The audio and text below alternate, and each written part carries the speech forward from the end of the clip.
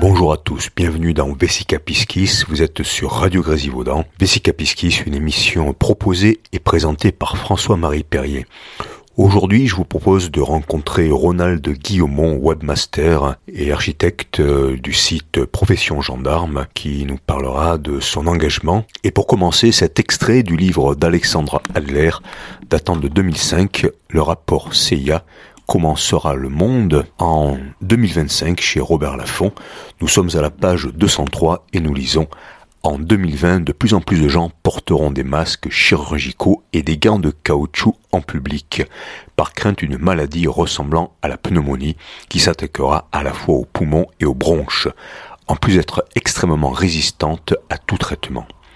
Cette maladie s'avérera particulièrement déconcertante quand, après avoir semé la panique au cours de l'hiver, elle semblera disparaître complètement avant de réapparaître à nouveau 10 ans plus tard, plongeant les scientifiques dans la confusion quant à son origine et à son traitement. Voilà le genre de texte effectivement qu'on pouvait lire il y a 10 ans, il y a 15 ans, annonçant de façon étonnante la période que nous vivons. Je continue avec les brèves des derniers jours et cette prise de parole du sociologue, philosophe Edgar Morin, qui a souhaité s'exprimer sur ce que nous vivons. Il dit ceci: j'ai été surpris par la pandémie, mais dans ma vie, j'ai l'habitude de voir arriver l'inattendu. L'arrivée de Hitler a été inattendue pour tout le monde. Le pacte germano-soviétique était inattendu et incroyable. Le début de la guerre d'Algérie a été inattendu. Je n'ai vécu que pour l'inattendu et l'habitude des crises. En ce sens, je vis une nouvelle crise énorme, mais qui a toutes les caractéristiques des crises. Edgar Morin termine ainsi: l'esprit doit faire face aux crises pour les maîtriser et les dépasser, sinon nous sommes ses victimes. Nous voyons aujourd'hui s'installer les éléments d'un totalitarisme. Celui-ci n'a plus rien à voir avec celui du siècle dernier, mais nous avons tous les moyens de surveillance de drones, de téléphones portables, de reconnaissance faciale. Il y a tous les moyens pour voir surgir un totalitarisme de surveillance. Le problème est d'empêcher ces éléments de se réunir pour créer une société totalitaire et invivable pour nous. À la veille de mes 100 ans, que puis-je souhaiter? Je souhaite force, courage et lucidité. Nous avons besoin de vivre dans des petites oasis de vie et de fraternité. On peut retrouver des extraits de ce texte sur la page de France Info, publié le 1er janvier 2021. Voilà, ce n'est quand même pas anodin qu'un Edgar Morin prend le temps de donner un petit entretien et que les paroles sont quand même suffisamment claires. C'est un ancien résistant. Il faut l'écouter. On continue avec les brèves. Puisque nous évoquons France Info, eh bien, j'aimerais me faire l'écho d'un débat complètement surréaliste entendu vendredi 12 février autour de 12h20. On a Pierre Cuny et le professeur Rabot en train d'affoler tout le monde, qui parle de la Moselle comme le nouveau point noir de la France. Olivier Véran était sur le point de s'y rendre. On entend qu'il faut vacciner vite et fort. Alors qu'évidemment, tout démontre aujourd'hui que c'est dangereux avec les milliers de morts victimes du vaccin Pfizer, que ça ne change rien puisqu'on est toujours contagieux encore et victime. On continue avec la Moselle avec des classes fermées, on dit qu'il faut aller plus vite que le virus, pas la vaccination. Et ce qui est incroyable, c'est que rien ne change depuis 1 an de cette politique sanitaire. Alors que la Moselle, et c'est là que je voulais en venir, eh bien c'est le lieu où exercent les médecins Erbstein et Gastaldi, à qui on a interdit d'appliquer leur protocole qui avait évité à une centaine de personnes de finir en réanimation au tout début de la pandémie. Le docteur Epstein raconte ça dans son ouvrage « Je ne pouvais pas les laisser mourir ».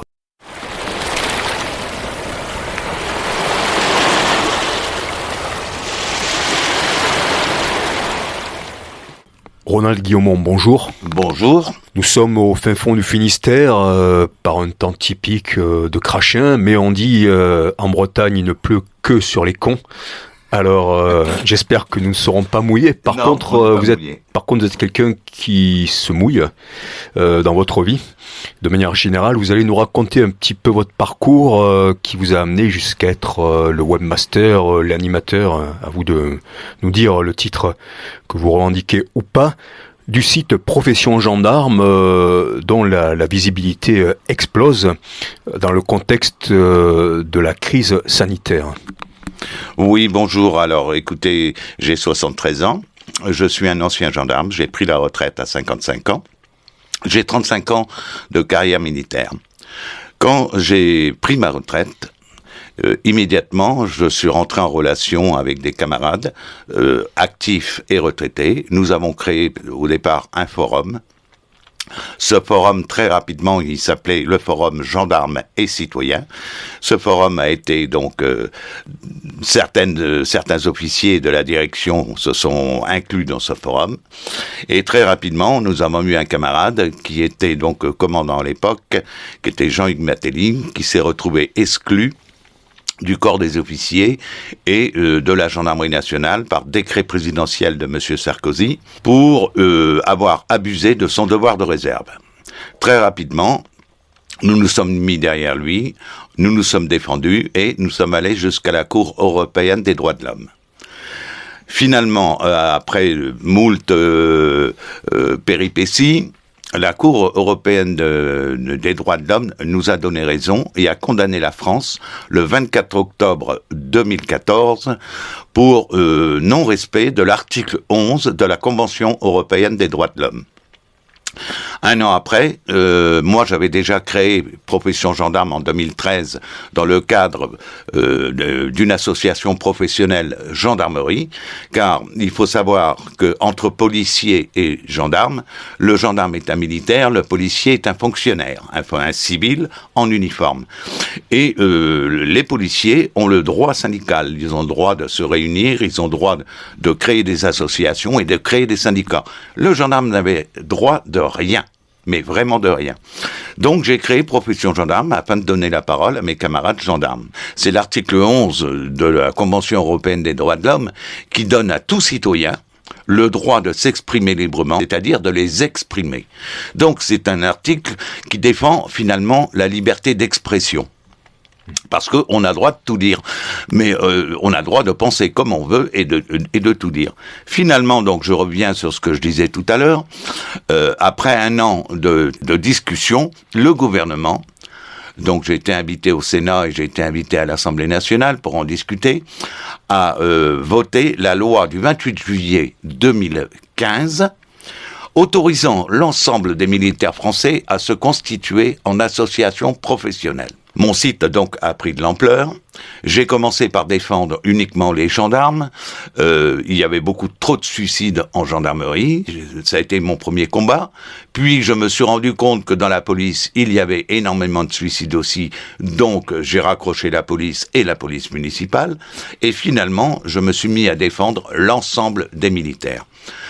Il faut savoir également que, il y a quelques années, la gendarmerie dépendait du ministère de la Défense, alors que la police dépendait du ministère de l'Intérieur. Aujourd'hui, ces deux corps de métier sont réunis sous le ministère de l'Intérieur. Donc, c'est le ministre de l'Intérieur qui nous commande maintenant. Le problème de fond sur les suicides des policiers, des gendarmes? Eh bien, écoutez, on va pas pleurer, hein. Si on a choisi ce métier, on l'a choisi pour de bonnes raisons. Déjà, c'est pour servir la population, servir le peuple, même si en raison des manifestations des Gilets jaunes, on a vu des choses qui n'étaient pas très jolies, mais le policier et le gendarme sont là au service du public et ne sont pas là pour défendre un gouvernement ou une autorité gouvernementale. On a créé la police, on a créé les gendarmes pour défendre le peuple. Bon, la gendarmerie est bien plus ancienne que la police, elle a 800 ans d'âge. Mais il faut savoir que la gendarmerie nationale, à l'origine, c'était ce qu'on appelait des gens d'armes, en deux mots. Les archers du roi, parce que à cette époque-là, nos rois n'avaient pas d'armée, Ils levaient des armées, donc c'était des milices finalement. Hein. On payait le soldat, il n'était pas habillé, et le soldat vivait lors des campagnes sur le dos de la population. Et pour protéger la population, on a créé des gendarmes, et c'est devenu la gendarmerie nationale avec Napoléon, bien sûr. D'accord. Et donc c'est une question de sens aujourd'hui, de ce devoir sacré de protection qui se révèle à travers le suicide, vous pensez ? Oui, parce que il y a s'il y a tant que ça de suicides en gendarmerie et en police, c'est parce que justement ce fameux devoir de réserve auquel nous sommes astreints fait que le policier ou le gendarme ne peut pas s'exprimer, ne peut pas dire son mal-être. Dès qu'il ouvre la bouche, il y a la sanction qui est derrière. Voilà pourquoi. Donc moi je me suis mis à me battre pour la liberté d'expression, et en 2018, c'est bien ça, il y a eu les Gilets jaunes. Et en tant que citoyen, parce que je suis citoyen à part entière, même au moment où je portais l'uniforme, j'ai estimé qu'il était de mon devoir, de défendre les intérêts du peuple, les intérêts de l'ouvrier, et je suis devenu gilet jaune convaincu. Quelles sont les valeurs dans lesquelles vous vous reconnaissez chez les Gilets jaunes ? Alors, les Gilets jaunes, je l'ai toujours dit et je me répète, ont déjà gagné. Ils ont gagné une chose de fantastique dont peu de gens peut-être s'en sont rendus compte. On a gagné la solidarité et la fraternité. Et ça, c'est énorme. Parce que nous vivons dans une société où c'est chacun pour soi. Et grâce aux Gilets jaunes, on s'est rendu compte que le peuple était capable de fraternité. Et ça, c'est le plus beau. Maintenant, il faut qu'on gagne notre liberté et qu'on arrive à une égalité, surtout. Qu'est-ce que vous pensez des déclarations de Francis Lalanne sur François ? Justement, lui aussi, c'est un ancien gilet jaune. C'est un gilet jaune. Eh bien, écoutez, moi, j'ai énormément apprécié ce que disait Francis Lalanne, parce que, c'est vrai qu'on vit dans une société où on dit qu'il faut pas rêver, que on espère, on voudrait qu'il arrive ceci, qu'il arrive cela, qu'on réussisse ceci ou qu'on réussisse cela. Mais Francis Lalanne, qui est une personnalité connue, j'estime que ce qu'il a fait est très bien. Très bien, parce que il montre l'exemple, il éveille les esprits, il donne envie de suivre. En ce qui me concerne, moi, avec le nombre d'électeurs que j'ai sur Profession Gendarme, on me pose souvent la question. Profession Gendarme, au départ, quand ça a débuté, ça aurait pu être un mot rébarbatif. On aurait pu imaginer que c'était une autorité. On a même cru à un moment donné que j'étais l'association officielle de la gendarmerie. Il n'y a pas d'association officielle de la gendarmerie. Et je ne représente pas la gendarmerie nationale. Je représente mes camarades, certains de mes camarades, pas tous, parce qu'ils sont pas tous d'accord avec moi. Je représente l'idée que je me fais de la gendarmerie nationale. Je suis fier d'avoir été gendarme. Je suis fier d'avoir porté cet uniforme, et personnellement, je n'ai pas honte d'avoir exercé ce métier, je l'ai jamais caché. Et quand je suis arrivé au début des Gilets jaunes, je n'ai jamais caché qui j'étais, que j'étais un ancien gendarme. Donc aujourd'hui, dans ce qu'on appelle la planète, la galaxie du complotisme, entre guillemets, Profession Gendarme fait partie des sites les plus consultés. Comment s'est fait ce saut de la profession ? Ça n'a peut-être pas été un saut, peut-être que vous avez toujours été quelqu'un qui a voulu connaître le dessous des choses, mais comment on en arrive à tenir un site qui dénonce la dictature sanitaire en France ? Oui, alors, écoutez, moi je vais vous rattraper sur un mot. Vous avez employé le mot complotisme. Et ce mot complotisme est galvaudé à tort et à travers. Être complotisme, qu'est-ce que c'est ? Eh bien, je vais vous dire une chose. Un policier ou un gendarme qui part en enquête sur un cambriolage, sur un meurtre, sur un vol, et qui met la main sur un suspect. Le suspect, bien évidemment, va dire « c'est pas moi, je n'ai rien fait ». Le policier ou le gendarme qui va enquêter, qui va chercher au fond des choses pour confondre l'auteur de l'infraction, à ce moment-là, il est un complotiste. Parce que qu'est-ce que c'est être complotiste ? Complotiste, c'est ne pas croire ce que les médias mainstream nous donnent. C'est ne pas avoir l'esprit fermé et d'être des moutons. Et aujourd'hui, malheureusement, je dirais même pas des moutons, je dirais des moujons. Pourquoi des moujons ? Parce que le moujon, c'est le mariage entre le mouton et le pigeon. Et nous avons malheureusement beaucoup trop de pigeons à l'heure actuelle. Et en face, je dirais qu'on a des pitons, qui eux aussi sont les mélanges des pigeons et des moutons, et les pitons qui nous hypnotisent et qui nous en servent. D'ailleurs, c'est le symbole de l'industrie pharmaceutique. Alors, venons-en à la crise de la Covid justement. On trouve énormément de choses sur votre site. Parmi toutes les infos qui vous sont arrivées, d'abord j'aimerais vous demander est-ce que vous vérifiez et comment vous vérifiez vos sources, et parmi celles qui vous auraient le plus stupéfait, qu'est-ce que vous sélectionneriez ? Alors, oui, je vérifie, mais je vérifie, disons, entre guillemets, en diagonale. Pourquoi ? Parce que je reçois beaucoup d'informations et je peux le dire, je ne dévoile aucun secret, je reçois beaucoup d'informations par des officiers de gendarmerie. Ce n'est pas rien. Et donc, certains officiers m'envoient des liens de presse. J'ai même plus besoin de vérifier parce que je sais que eux l'auront vérifié avant moi. Mais je vérifie quand même. Je ne suis pas à l'abri de publier une fake news. D'ailleurs, j'ai été attaqué récemment par l'Observatoire du complotisme et qui m'a accusé d'avoir publié une fake news. Oui, c'est vrai, j'ai publié une fake news, mais dès que je m'en suis rendu compte, je l'ai retiré tout de suite et j'ai publié d'autres articles concernant cette affaire-là qui allaient à l'encontre de l'article d'origine. Donc, ça concernait quoi ? Ça concernait le rapport des officiers de réserve concernant donc tout ce qui se passe au point de vue Covid. Et vous m'avez demandé pourquoi je publie beaucoup sur la Covid à l'heure actuelle.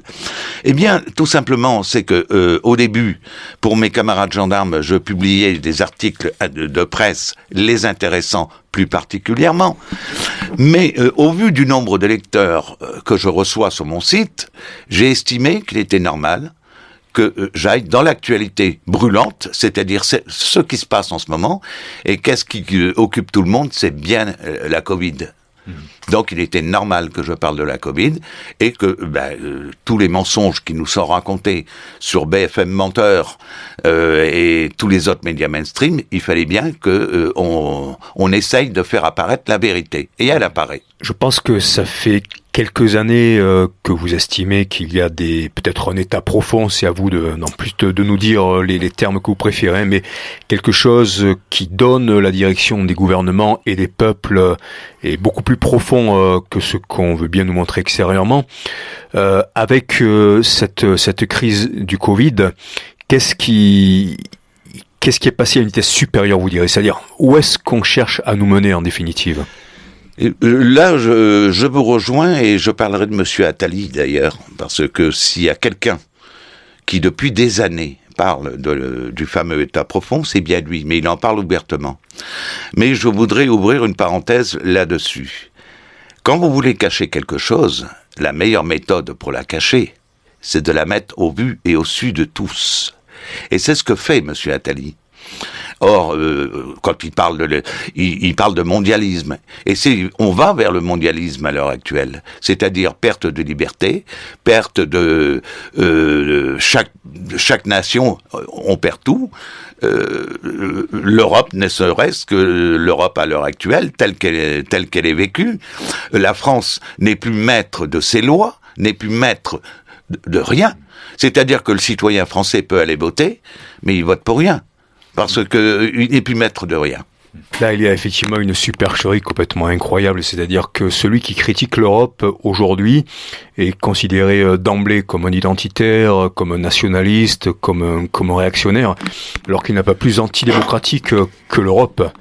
Donc on se trouve avec vraiment une inversion des valeurs, une inversion des mots. Vous, comment vous vous situez par rapport à l'échiquier politique et surtout à l'accusation qui est souvent faite au milieu qui dénonce un certain ordre du monde, on les accuse d'être des gens d'extrême droite, voire des nazis. À partir du moment où vous contredisez quelque chose qui a été dit par le gouvernement ou par un ministre, eh bien, vous êtes complotiste. Si vous êtes complotiste, vous êtes nazi, vous êtes extrême droite. On a tous les défauts de la terre. Et je voudrais revenir un petit peu en arrière, parce que comme on a parlé des gilets jaunes là tout à l'heure, les gilets jaunes, qu'est-ce que c'est finalement ?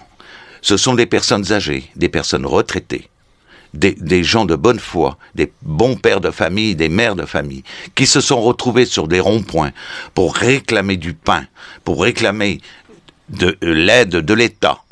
Et on a transformé ces gens-là en voyous, en casseurs. Sur Paris, les manifestations qu'il y a eu, ce ne sont pas les gilets jaunes qui ont été cassés les vitrines, les banques, etc., etc. Il y a des gens qui sont, moi j'en suis convaincu, qui sont payés pour ça, pour venir mettre la zizanie au sein des manifestations et justifier à ce moment-là la répression qui arrive après. Mais une manifestation, manifester est un droit constitutionnel. À ce moment-là, si la manifestation est bien encadrée, je ne dis pas par les manifestants eux-mêmes, même par les forces de l'ordre, encadrée par les forces de l'ordre, il n'y a pas de dégâts, il n'y a pas de bagarre, il n'y a pas de problème. Tout simplement. Et les gens peuvent s'exprimer. On a cassé les gilets jaunes en les faisant passer pour des extrêmes droites, pour des nazis, pour des voyous, pour des voleurs, pour tout ce qu'on voudra. Et voilà où nous en sommes. Mais le mouvement Gilets jaunes n'est pas mort. Il est loin d'être mort. Finalement, c'est intéressant parce que ce sont aussi des personnes sans voix qu'on trouve chez les Gilets jaunes la plupart du temps. Ça rejoint la police et ça rejoint la gendarmerie. Et cette idée qu'on veut opposer la population entre elles. Et finalement, chacun est victime de l'injustice. Et on fait s'affronter dans la rue ceux qui sont tous sauf responsables de la marche du monde. Je vais vous dire, quand j'ai commencé ma carrière de gendarme, j'ai fait 5 ans de gendarmerie mobile. J'ai 73 ans, donc j'étais jeune à l'époque. On n'était pas équipés comme le sont les forces de l'ordre d'aujourd'hui. On avait un casque, on mettait des élastiques en bas du pantalon pour qu'ils ne traînent pas par terre. On mettait des rangers au lieu de mettre des chausseurs de ville, et ça s'arrêtait là. Bon, après on a eu la bulle sur le casque. Bon, on avait une matraque, d'accord. Moi j'avais le MAS 36, c'est un fusil, mais c'était pas pour tirer sur la foule. Bon, tout ça pour vous dire que finalement, quand j'ai quitté la gendarmerie mobile et que je suis arrivé en gendarmerie départementale, ici, en Bretagne particulièrement, on a eu les manifestations de paysans, énormément de manifestations de paysans.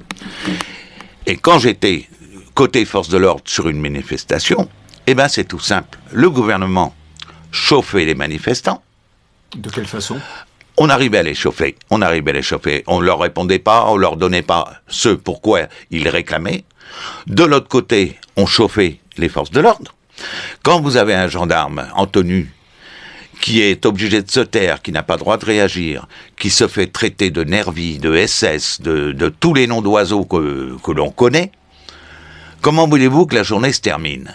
Eh bien, il se passe une chose, c'est que sur la fin, eh bien, vous avez le manifestant qui a pu balancer un coup de pied dans le tibia d'un flic et qui rentre chez lui, t'as vu ce que je lui ai mis ? Mais vous avez le flic qui rentre chez lui et qui dit, t'as vu le manifestant, le coup de matraque que je lui ai filé ? Et pendant ce temps-là, on a tout oublié. C'est-à-dire, on a levé le bouchon de la cocotte minute et on a fait tomber la pression de part et d'autre. Ben, c'est pas ça la démocratie. La démocratie, c'est de s'entendre. C'est-à-dire que les manifestants et les forces de l'ordre s'entendent et ne sont pas là pour s'opposer et se battre. Dans le cas des manifestations de paysans en Bretagne, ça renvoie justement encore à l'Europe, à la politique agricole commune, à la façon dont on a endetté, ruiné, poussé au suicide, à l'alcoolisme des centaines de milliers de paysans tout en détruisant leur environnement, en empoisonnant l'eau, etc. Et ça, c'est une énorme violence, c'est une énorme violence qui n'est pas dite en fait et qui ne trouvera pas à s'exprimer dans les journaux et finalement qui va sortir par là, voilà, et qui va amener encore plus de répression. Alors pour en revenir à vous citiez Jacques Attali. En me promenant sur le site de Profession Gendarme, je suis tombé sur ce fameux rapport CIA. C'est pas le rapport Rockefeller de 2010-2011 où on parle d'une pandémie, non. C'est un livre d'Alexandre Adler. Le rapport CIA, c'est sorti en 2005 et vous citez la page 203 où on annonce une pandémie. Et alors, en suivant les liens, je suis tombé sur une page de Public Sénat qui est très bien faite où il y a une interview d'Alexandre Adler. Je lis le chapeau. Alexandre Adler, : le terme Corona apparaît dans un rapport de la CIA dès 2005. Public Sénat vous propose le regard, l'analyse, la mise en perspective de grands experts, bon, c'est pas mon point de vue, sur Alexandre Adler, mais sur une crise déjà entrée dans l'histoire. Attention, on est le 24 mars 2020. Aujourd'hui, le regard de Alexandre Adler, journaliste historien spécialiste des questions de géopolitique. Et là, on lit donc cette chose assez extraordinaire, qui fait un petit peu froid dans le dos quand même. C'est au sujet du terme corona lui-même. Voilà ce qu'on lit. Que prédisait ce rapport? C'est la question de la journaliste de Public Sénat, on n'est pas sur n'importe quel site là. Que prédisait ce rapport? Quel était le scénario? Réponse de Alexandre Adler. Je l'avais moi-même oublié, mais le terme corona, entre guillemets, apparaît dans ce texte écrit dès 2005. Corona est un terme codé qui était utilisé par les épidémiologistes en Amérique pour nommer ce qu'ils considéraient comme la pandémie ultime. Intéressant, terme codé, pandémie ultime. De pandémie en pandémie, nous allions avoir une pandémie qui allait véritablement s'étendre à la Terre entière. Pourquoi? Eh bien parce que la mondialisation avait atteint un stade très avancé, la CIA mettait en garde et j'étais plutôt d'accord. Alors, Ronald, au vu de votre parcours, de ce que vous avez vu un peu de l'intérieur à la jonction de la gendarmerie et de la politique, pour ce que vous voyez, est-ce que vous pensez que cette crise de la Covid-19, elle était programmée en vue de quelque chose qui est en train d'arriver? Je suis convaincu à 100% que c'était programmé. Le virus Covid-19, la Covid-19, existe bel et bien. Mais nous avons d'ailleurs Alexandra Henrion-Caudet qui en parle dans une de ses interviews. Le virus n'a pas encore été isolé. Il y a déjà ça. Mais il faut savoir que le virus du VIH, lui non plus, n'a pas été isolé. Et on peut faire un rapprochement avec la grippe H1N1 également. Or, Jacques Attali, justement je reviens sur ce personnage, dans une de ses interviews, il y a bien avant la Covid-19, disait que pour réussir à faire un gouvernement mondial, il faudrait qu'il y ait une pandémie. C'est-à-dire que les gens aient peur et oublient leur liberté, et tout ça pour se protéger. Mais aujourd'hui, c'est la peur qui domine le monde. Et bien sûr que la Covid, la pandémie, moi je ne l'appelle même plus la pandémie, je dis la plandémie. C'est aussi un pandémonium dans la mesure où ça libère souvent ce que l'humanité a de pire, tout en se croyant très responsable, très humaine et finalement en se fliquant. Ça m'amène à la suite de l'interview d'Alexandre Adler. Dans ce rapport, la suite envisagée fait froid dans le dos. Il évoque de nouveaux cas de coronavirus qui apparaîtraient par vagues très régulièrement et qui finiraient par tuer des millions de personnes. Pas plus que n'importe quelle grippe, on peut se dire, sur une dizaine ou une quinzaine d'années. Quel crédit peut-on accorder à cette théorie? Alors là, réponse d'Alexandre Adler. Alexandre Adler, je pense que la CIA a voulu provoquer un choc émotionnel à ses lecteurs, qui n'a pas été suivi d'effet. Je pense que on est loin de ça en réalité. C'est plus ceux qui doivent jouer le jeu, entre guillemets. Je pense qu'ils sont obligés d'annoncer leur agenda un peu en avance. Et là, on retombe justement sur ce que disait Attali dans cet article de l'Express de mai 2009, dont je me souviens très bien. Donc Alexandre Adler dit... Et là, je pense au mot de mon maître Louis Althusser. Alors, c'est un philosophe qui est mort fou, soi-disant, il a étranglé sa femme et c'était un marxiste. Et Louis Althusser avait lu cela chez Hegel, le philosophe allemand, ouvrez les guillemets, l'humanité avance toujours, mais toujours par sa négativité. Et du coup, là, on rejoint effectivement Attali et les peurs structurantes. C'est tout à fait ça, c'est provoquer la peur pour faire oublier tout le reste. Quand les gens ont peur, ils acceptent la perte de leur liberté, ils acceptent tout, et c'est la peur qui mène le monde à l'heure actuelle. Voilà. Et bon, moi j'essaye, par les publications que je fais sur mon site, de donner un autre regard que le regard des médias mainstream, tout simplement. Sachant que la peur provoque un effondrement de la vitamine C dans le corps et un effondrement des défenses immunitaires. Tout à fait. Mais là, on vient dans le médical pratiquement. Et d'ailleurs, c'est toujours Alexandra Henrion-Caudet qui s'est très très bien exprimée là-dessus et qui avait expliqué la vitamine D, qui a expliqué donc ce qui se passait dans le corps humain quand la peur était là, on perd ses défenses et on augmente les risques justement de tomber malade. Mais je voudrais une petite parenthèse, si vous me le permettez. Quand j'ai commencé à publier sur la Covid sur mon site, j'ai été un des premiers, j'étais pas le premier bien sûr, mais j'étais un des premiers à m'intéresser aux chiffres de l'INSEE. Or, à cette époque-là, on parlait de 30 ou de 32 000 morts du Covid en France. Or, il s'est avéré, en regardant les statistiques, que, d'année en année, il y a toujours davantage de morts parce que la population augmente. Donc, c'est normal qu'il y ait un peu plus de morts. Et elle vieillit aussi. Bon. Et là, c'était mathématique. On nous annonçait 32 000. Moi, j'ai pris les chiffres de 2019. La totalité des morts en France en 2019, la totalité des morts en 2020, eh bien mathématiquement, les 32 000, on ne pouvait pas les rajouter. On pouvait rajouter 14, 15 000, 16 000 peut-être, mais pas 32 000, sûrement pas. Donc les chiffres qui nous sont donnés sont là pour nous faire peur. Hein. Et une chose qui est aberrante, on le sait, la grippe classique, par an, tous les ans, elle nous fait entre 15 000 et 25 000 morts. Tous les ans. Bon. Maintenant, quand on parle de morts en chiffres, quand j'ai quitté la gendarmerie, j'ai continué à travailler. J'ai travaillé au coup par coup dans une entreprise de pompes funèbres. Et j'ai été étonné d'une chose. Savez-vous combien de morts il y a par jour en France? Tout confondu. Non. La moyenne des morts en France, 67 millions d'habitants, elle est entre 1800 et 2500 morts par jour. Tout confondu. Je dis bien tout confondu. Bon. Alors, j'ai eu des gens qui ont voulu me rétorquer, ah oui, pendant le confinement, on pouvait pas bouger, donc il y avait moins d'accidents de la route. Mais vous pouvez pas parler des accidents de la route, parce que accidents de la route, la moyenne des morts en France par an est de 3500 morts. Bon, est-ce que le confinement a peut-être fait baisser les accidents, vu qu'il y avait moins de circulation, mais vous n'avez pas perdu 3000 morts. Vous en avez peut-être perdu 200 ou 500, j'en sais rien. Sans compter toutes les violences et tout retourner contre soi, contre les autres, les maladies non soignées. Donc le confinement, en réalité, a été beaucoup plus dommageable que ce qu'il a été protecteur. D'ailleurs, depuis le début de cette crise, on assiste vraiment à des effets contraires à ceux qui sont proclamés par le gouvernement.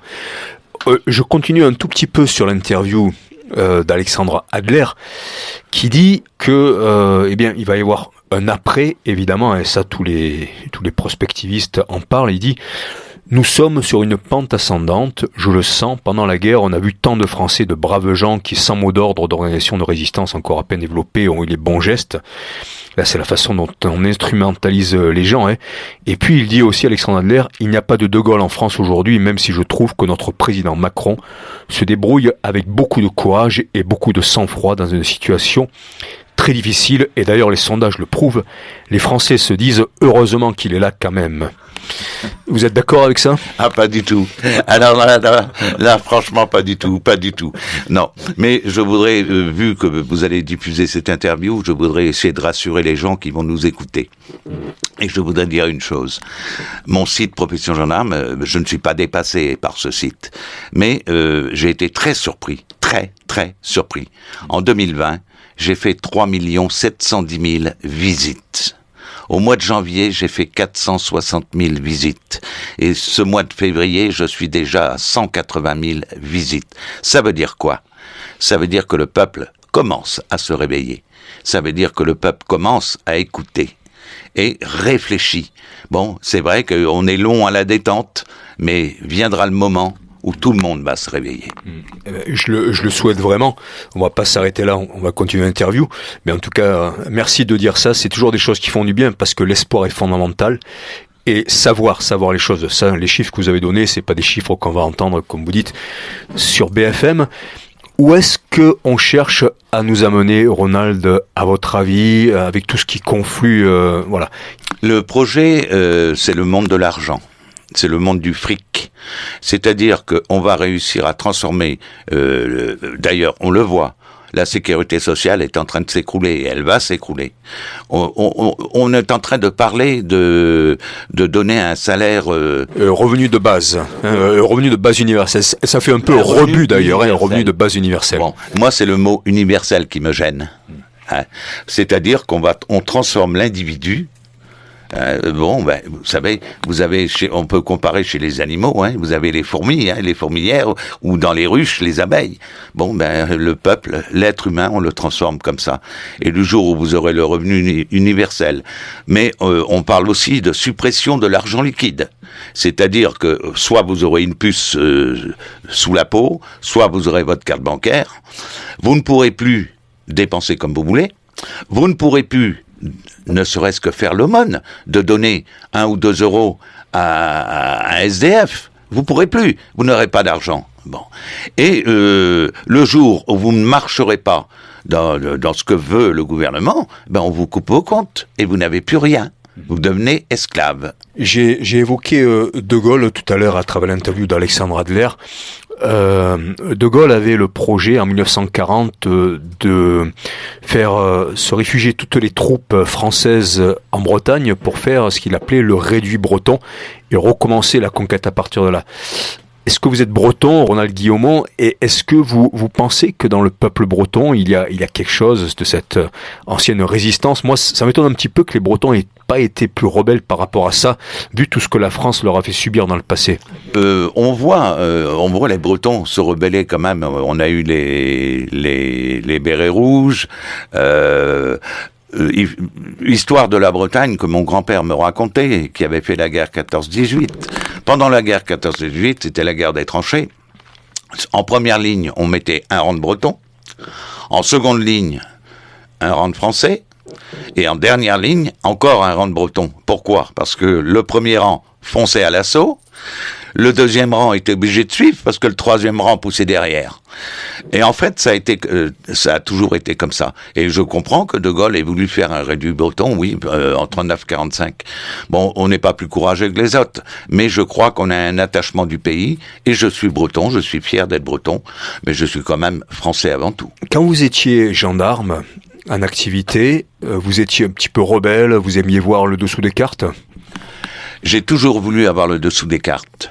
Mais je vais pas dire... Le mot rebelle, non, je vais pas dire rebelle. Mais voir le dessous des cartes, oui. Mais j'ai toujours été auprès de la population. Je pense que c'est comme ça qu'il faut vivre, être auprès, les uns auprès des autres. Et le confinement que nous vivons à l'heure actuelle, la distanciation que nous avons à l'heure actuelle, nous fait perdre tout ça. Bon, il est vrai que quand on vit bien, finalement, c'est du chacun pour soi et Dieu pour tous. Par contre, quand on vit mal, c'est là qu'on voit la solidarité se faire. On partage ce qu'on a et on est aidé par son voisin. La dimension historique est assez présente, même si c'est par petites touches dans votre site. Par exemple, aujourd'hui, on est le 15 février, il y a une allusion, un petit article, plus qu'une allusion sur le drapeau français. Oui. Bleu, blanc, rouge, son historique, c'était le 15 février 1794. L'histoire, c'est important pour vous, de manière générale. À quoi ça sert l'histoire ? À quoi ça devrait servir ? Pour moi, l'histoire, c'est la base de notre identité. En tant qu'être humain, on a besoin de savoir qui on est, d'où l'on vient, qui est son père, qui est sa mère. Eh bien, en tant que citoyen, on a besoin de connaître notre histoire.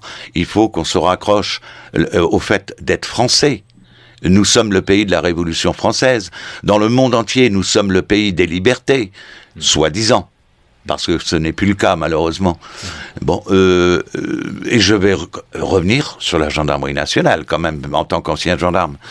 Quand la gendarmerie a été créée en France, beaucoup de pays du monde entier ont copié la gendarmerie nationale. Et vous trouvez des gendarmeries dans beaucoup de pays. Au Canada, il y a des gendarmes dans beaucoup de pays. La Belgique a perdu ses gendarmes il y a quelques années, et ils le regrettent bien d'ailleurs. Est-ce que la désobéissance, ça existe dans la gendarmerie ? Oui, tout à fait. Tout à fait. Vous savez, je vais vous dire quelque chose qui va peut-être vous surprendre. J'ai porté cet uniforme avec fierté. Mais tout en portant mon uniforme, je suis né en 1948, donc après la guerre. Mais je n'ai jamais oublié, parce que je connais un peu l'histoire de France, que ce sont des gendarmes français et des policiers français qui ont exécuté la rafle du Veldiv. Ce sont des gendarmes français qui ont gardé les camps de concentration de Drancy et les autres camps français. Ça, il ne faut pas l'oublier. Mon uniforme, aujourd'hui, n'est pas sali. Pourquoi ? Parce que nous avons eu des policiers et des gendarmes qui sont entrés en résistance. Et cet esprit de résistance doit rester dans l'esprit de chacun. Alors, quel est le rapport justement avec le légitimisme ? Je ne sais pas si c'est le terme exact, mais c'est celui dont me parlait un commissaire de gendarmerie par rapport au fait que le gendarme ou le policier doit accomplir la loi par rapport à des politiques qui ont été élus. Jusqu'où elle peut aller, cette obéissance aux lois et aux représentants du peuple, jusqu'où elle doit aller ? Alors, je vais quand même vous corriger, parce que vous avez dit plusieurs choses à l'instant. Le policier et le gendarme est tenu, et c'est son rôle, de faire respecter la loi. Mais la loi n'a pas été faite, enfin, en principe, n'a pas été faite par le gouvernement, par l'autorité. La loi, on juge au nom du peuple. La loi est faite par le peuple et pour le peuple.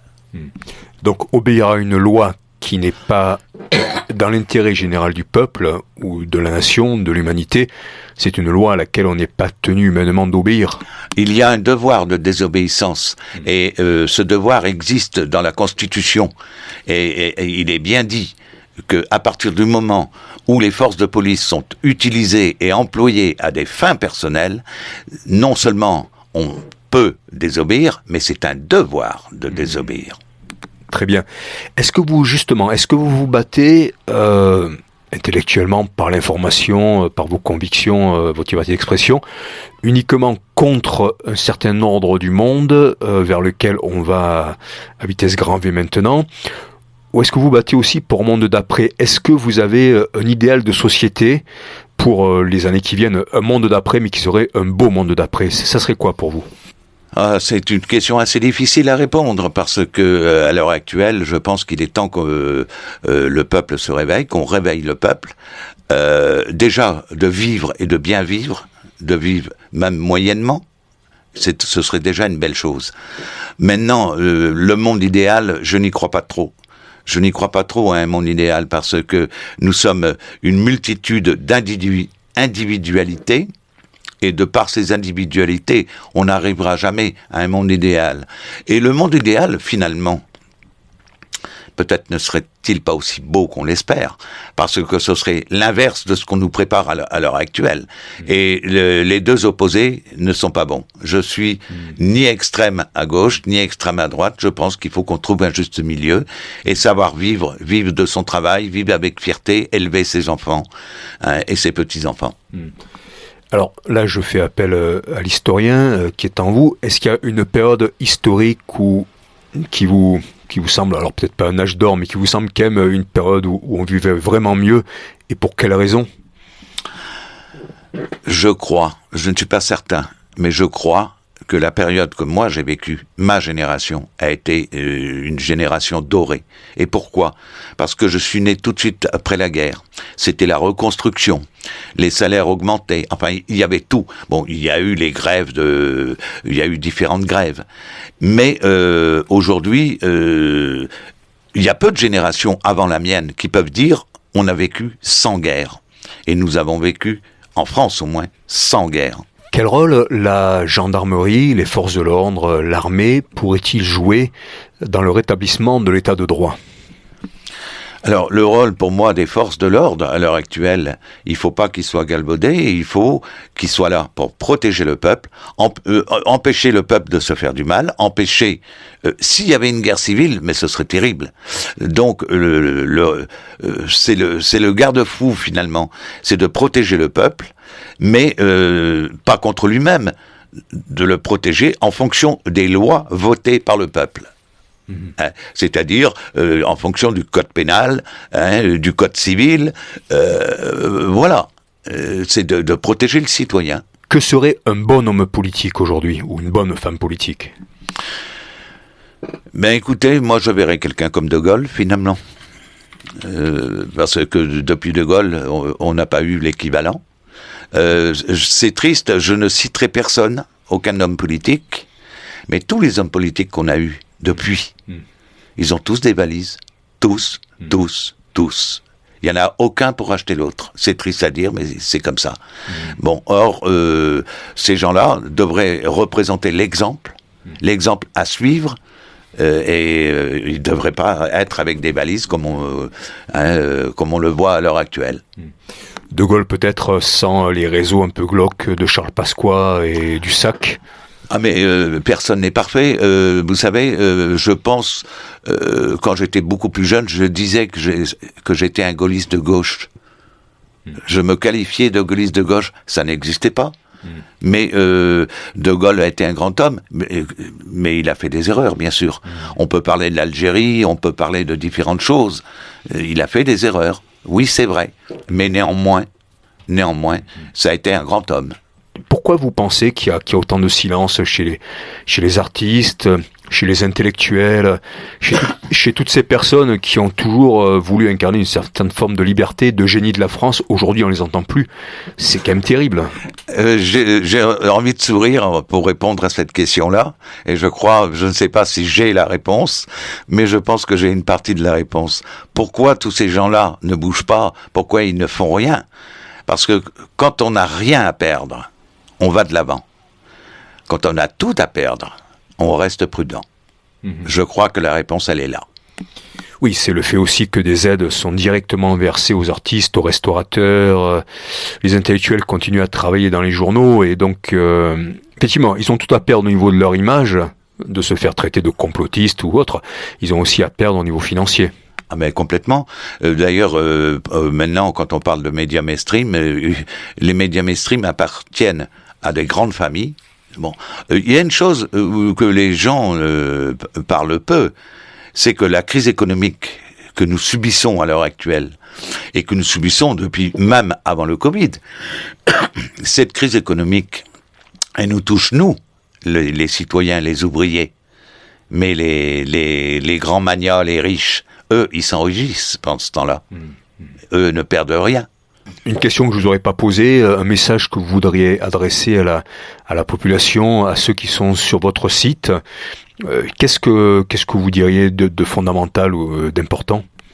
Eh bien, écoutez, moi, je crois que je conclurai en disant, gardons espoir, aidons-nous les uns les autres, et soyons solidaires surtout, et je pense que si on retrouve cette solidarité, cette fraternité, et surtout garder un esprit plein d'espoir, on peut gagner, et on va gagner. Et alors, qu'est-ce qui pourrait ouvrir les yeux à la population? La politique gouvernementale se résume à ceci: au prétexte de protéger une très faible minorité exposée, on nuit gravement à l'immense majorité de la population non menacée par le virus, sans jamais soigner ni protéger la minorité menacée, et cela par l'interdiction de tous les protocoles fonctionnants.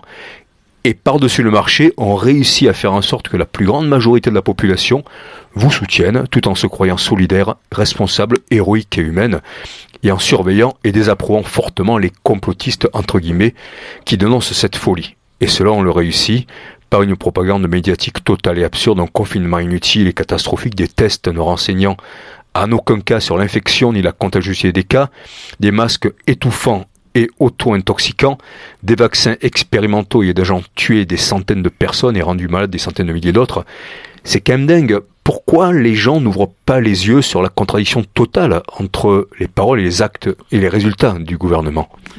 Parce que je pense que intellectuellement, beaucoup de gens sont devenus feignants. On leur mâche l'actualité, ils s'abreuvent devant leur télé, ils se contentent de dire « on a dit ça à la télé, donc c'est vrai ».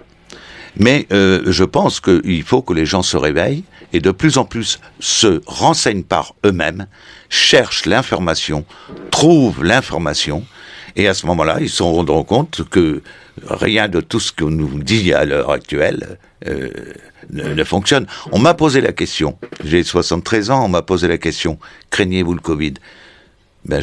Avec un grand sourire, je vous dis que non, je crains pas le Covid, je le crains pas plus que la grippe. Et puis c'est tout. Donc non, je ne crains rien du tout. Maintenant, ce que je souhaite, c'est que beaucoup de gens ouvrent leur esprit, se renseignent, s'instruisent, et ils verront bien qu'après tout, cette catastrophe n'en est pas une. Une dernière question. Est-ce que vous pensez qu'il y a beaucoup de gendarmes comme vous, beaucoup de policiers qui partagent votre analyse Alors, oui, il y en a beaucoup, et je vais même vous faire un aveu. Lors des manifestations Gilets jaunes, j'avais avec moi des gendarmes en activité de service, mais masqués. J'avais des policiers masqués. J'avais des militaires masqués. Aujourd'hui, mon site qui a été fait pour les gendarmes, il est énormément lu, comme je vous l'ai dit. Et ce qui me fait plaisir, c'est que j'ai des officiers supérieurs qui me renseignent, qui me donnent des liens, qui me communiquent avec moi. Donc, oui, il faut que la population n'ait pas peur. Les forces de l'ordre sont avec nous. C'est comme ça que je vois les choses. Elles ne sont pas contre nous. Maintenant, cessons de nous diviser, car diviser pour régner. Non, cessons de nous diviser. Ok. Alors, on va terminer avec peut-être une musique. Est-ce qu'il y a une musique, une chanson que vous aimeriez, par laquelle vous aimeriez terminer cet entretien? On va remercier Robin à la technique, Radio Grésivaudan. C'est Govrache, restez chez vous. Voilà. Et bien on va se quitter avec ça. Et puis une autre chanson peut-être encore. Je suis incapable de vous dire de qui elle est. C'est l'instant de liberté. L'instant de liberté de Juan de Guillaumont. Merci pour cet entretien et donc rendez-vous sur Profession Gendarme. Site étonnant par son titre et où on peut beaucoup apprendre. Merci. C'est donc le chanteur Saez, L'instant de liberté, un morceau composé après les attentats de Charlie Hebdo. Merci à tous de nous suivre sur Radio Grésivaudan. C'était Vesica Piscis, une émission proposée et présentée par François-Marie Perrier. À vous, mes chers compatriotes, l'État vous parle, soyez-en dignes. Si ce qu'on vous dit vous semble étrange, n'écoutez pas entre les lignes. Le confinement est nécessaire, c'est une question de santé publique, mais à la guerre comme à la guerre, faut quand même dire que c'est pratique. Restez chez vous. Restez chez vous pendant qu'on mène votre sens critique en bateau pour le mettre au large en quarantaine. On va soigner ceux qui confinent et l'ordonnance passe par l'info pour les poumons de la ventoline et de la vaseline pour le cerveau. Restez chez vous. Et regardez bien l'épouvantail, le temps qu'on fait sauter les verrous de la durée du temps de travail. On va braquer les 35 heures, vous gueulerez peut-être mais sans sortir. On va vous convaincre aux 20 heures qu'il faut bosser plus pour s'en sortir, c'est confirmé. Le ministère du Travail en France semble avoir autant de scrupules que sa ministre a de l'éloquence.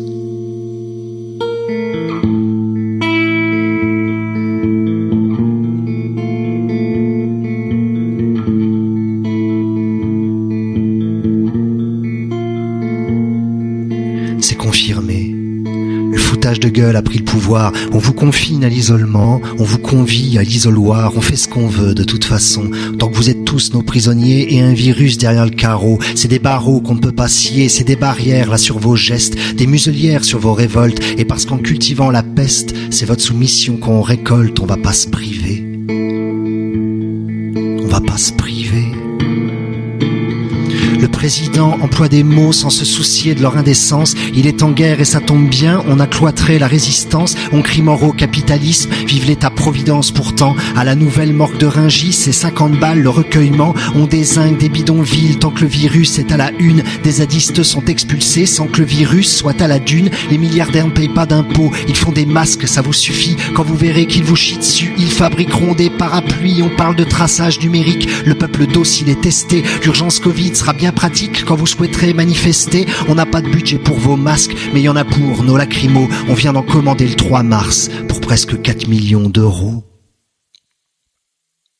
Et c'est comme ça qu'ils continuent de nous entuber. Moi je ne souhaite de mal à personne, mais qu'ils aillent tous se faire intuber juste pour voir ce que c'est que d'avoir le souffle court, comme quand on court dans un mouroir parce que les promesses sont à la bourre. Car pendant ce temps, des infirmières travaillent dans la sueur et dans le sang, même si je vois moins de sang sur leur blouse que sur les mains de nos présidents. 17 000 lits en moins de 6 ans. Les politiques peuvent se vanter, c'est mieux que si David Copperfield était ministre de la Santé. 17 000 lits. Il y en aura d'autres, c'est prévu. Ils comptaient peut-être nous endormir, mais on va pas s'asseoir dessus 17 000 lits. Et un virus qui jubile. Je crois que si je venais de perdre un proche, je me porterais partie civile.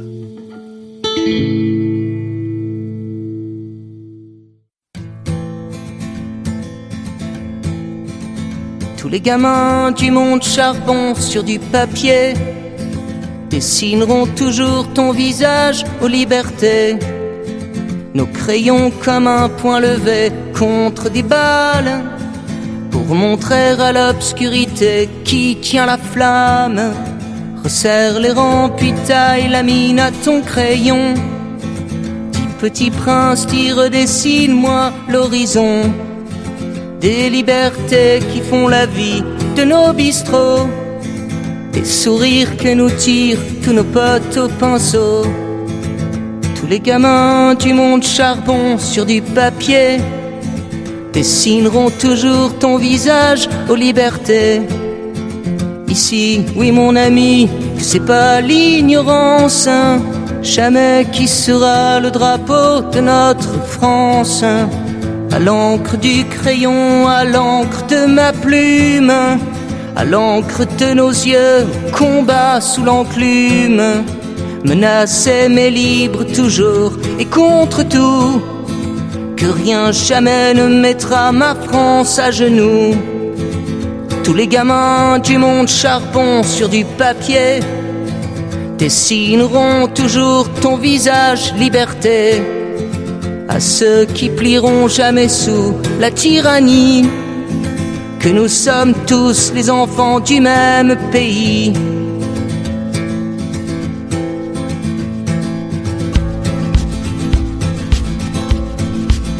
Ce n'est pas mon pays ce soir qu'on assassine. C'est l'histoire de l'homme, c'est Pierrot, c'est Colombine. C'est Michel-Ange, puis c'est Lascaux, puis c'est Paris. C'est la lumière, n'en déplaise à la tyrannie. C'est un peu de nous qui est parti avec nos frères.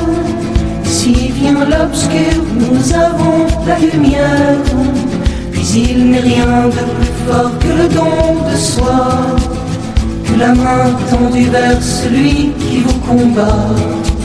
Je suis la France, puis nous sommes les enfants du libre. Ici ça fait longtemps qu'on brûle plus les livres des violences enfants de nos sociétés malades, de nos arbres sous les terreurs des fusillades. À Cabu, à Tignouz, à Chartres, à Wolinski, à tous les autres et puis aux fils de mon pays, à nos enfants misères qui savent même plus lire. Il est temps, mon pays, oui, de redevenir. Allez la terre, allez la France, allez mes frères, de tous les horizons, de toutes les frontières, que jamais ne plient nos genoux devant la haine, puisque toujours la force se nourrit de la peine. Ton pays chante ton prénom pour que là-haut, pour que Cabu boive un canon avec Mano. Si nous chantons, puis si nous chanterons encore la liberté aux mémoires de nos amis morts, autant que dessineront tous les gamins du monde ton nom sur les arbres et puis parfois des Jocondes aux pinceaux qui font les Vinci, les Wolinski, puis tous nos frères qui font les cultures des pays. Amis, c'est pas fini, amis, il reste à boire dans nos sanglots qui viennent faire pleurer nos buvards. Retourner à la mine du crayon, contre leur champ de mine en tout genre mort ou con. C'est pas la prière des bons dieux que nous chantons, c'est celle de nos enfants libres sous leur crayon. Un trait pour mettre un peu de couleur à nos cœurs, pour dessiner des jours prochains, des jours meilleurs. Et si c'est un crayon, oui, contre la mitraille, à Alors que le papier soit le champ de bataille, que nos plumes à jamais gardent toujours leur livre, qu'il est plus important d'être debout que de vivre. Ils peuvent assassiner nos corps mais pas nos âmes. Le souffle du néant n'éteindra pas la flamme. Tous les gamins du monde charbon sur du papier dessineront toujours ton visage.